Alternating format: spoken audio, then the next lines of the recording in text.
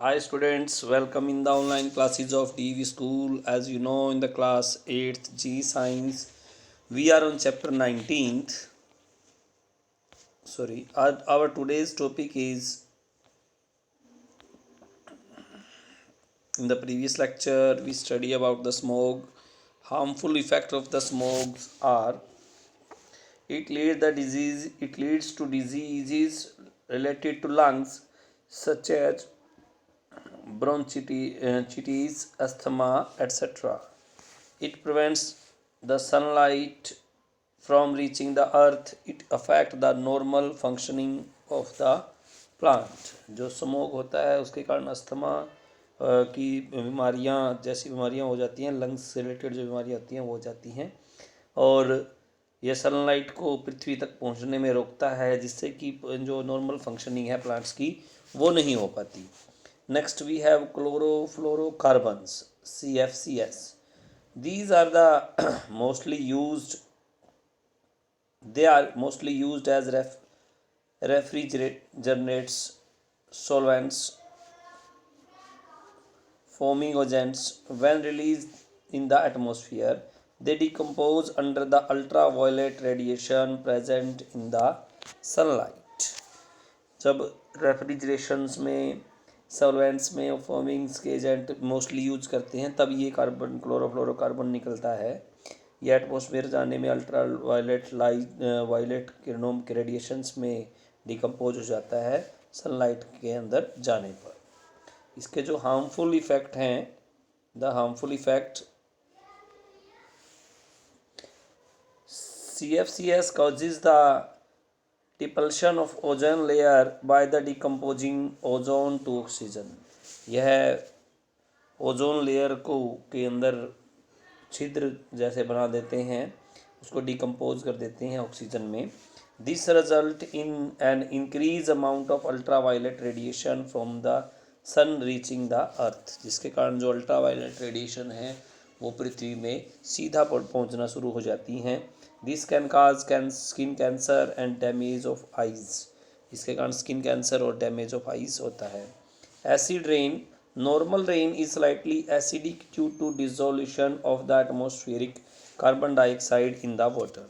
जो normal rain है वो स्लाइटली एसिडिक होती है क्योंकि एटमॉस्फेयर में कार्बन डाइऑक्साइड जो है वाटर में घुल जाती है.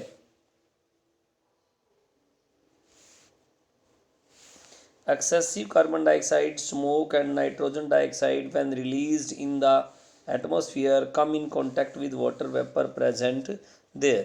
ज़्यादा मात्रा में carbon dioxide, smoke, nitrogen dioxide जब रिलीज होती है एटमॉस्फेयर में, वो कॉन्टैक्ट में आती है वाटर वेपर्स में जो उसके अंदर प्रेजेंट होते हैं. This result in the formation of sulphuric acid and nitric acid. उन सब के मिलने से सल्फ्यूरिक और नाइट्रिक एसिड बन जाता है. This acids then fall down with rain, rain के साथ नीचे आते हैं. मेक इट एसिडिक, उस रेन को एसिडिक बना देते हैं. Such rain is called the acid rain, उस रेन को एसिड रेन कहा जाता है. The harmful effect of the acid rain are statues and structures made from marble and limestone get slowly corroded with rainwater containing the acid fall on them. जो statues हैं और structures बनी हुई हैं जो मार्बल या लाइमस्टोन की बनी होती हैं, वो धीरे धीरे धुंधले पड़ने शुरू हो जाते हैं, येलोनेस उनमें आनी हो जाती है एसिड रेन के कारण. Both sulphuric acid and nitric acid can dissolve marble to form salts. Acid जो मार्बल को नाइट्रिक एसिड और सल्फ्यूरिक एसिड जो है साल्ट्स में बदल देते हैं. Acid rain hence corrodes the marble of the monuments. जो मोन्यूमेंट्स है जैसे ताजमहल हो गया, ऐसे बहुत सारे मोन्यूमेंट्स ऐसे हैं जो मार्बल से बने हुए हैं, उनको ख़राब कर देते हैं. This phenomena is also called marble cancer. इस फिनोमिना को मार्बल कैंसर भी कहा जाता है. The pollutants in air can दस काज डिसकलरिंग ऑफ द वाइट मार्बल. ये वाइट मार्बल का कलर जो है वो ख़राब कर देते हैं.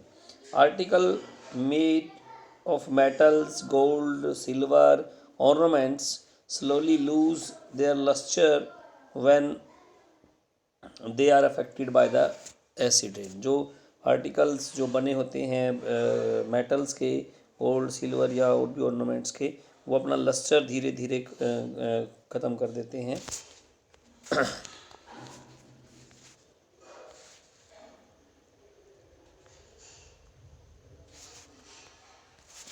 Acid rain washes away a number of essential minerals from the soil.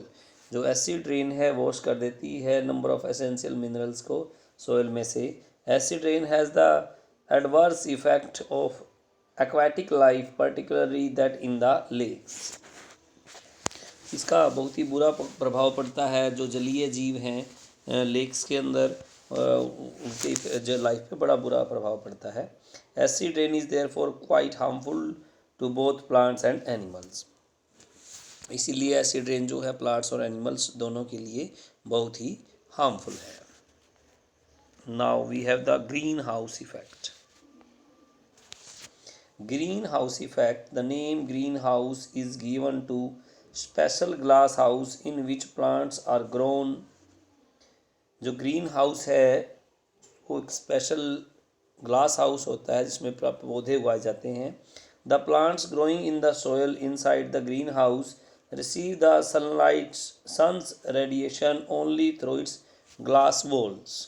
जो इसके अंदर पौधे जो उगाए जाएंगे, इसके अंदर मिट्टी के अंदर जो पौधे उगेंगे, वो स्पेशल उनके लिए सन रेडिएशन जो है ग्लासेस के द्वारा के अंदर से ही पहुंचेंगी। The temperature inside the greenhouse is higher than the temperature outside. उसके अंदर जो टेम्परेचर होगा वो ज़्यादा होता है बाहर वाले टेम्परेचर से।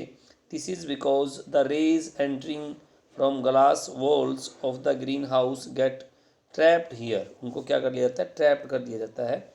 Green house effect. Sun rays warm the earth surface. जो सूर्य की किरणें हैं अर्थ की सरफेस को गर्म कर देती हैं।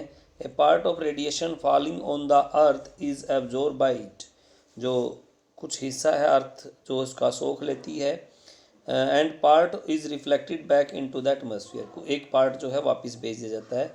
सम gases like carbon dioxide, methane, water vapour, nitrous oxide, chlorofluorocarbons have the capacity to trap the heat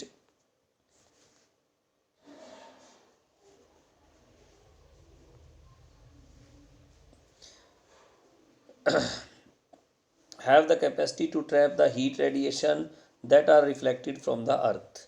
जो रेडिएशंस वापस रिफ्लेक्ट की जाती हैं वो उनको जो है ट्रैप कर लेती हैं। कैपेसिटी होती है carbon dioxide, methane, water vapours इन और क्लोरोफ्लोरोकार्बन्स इनकी।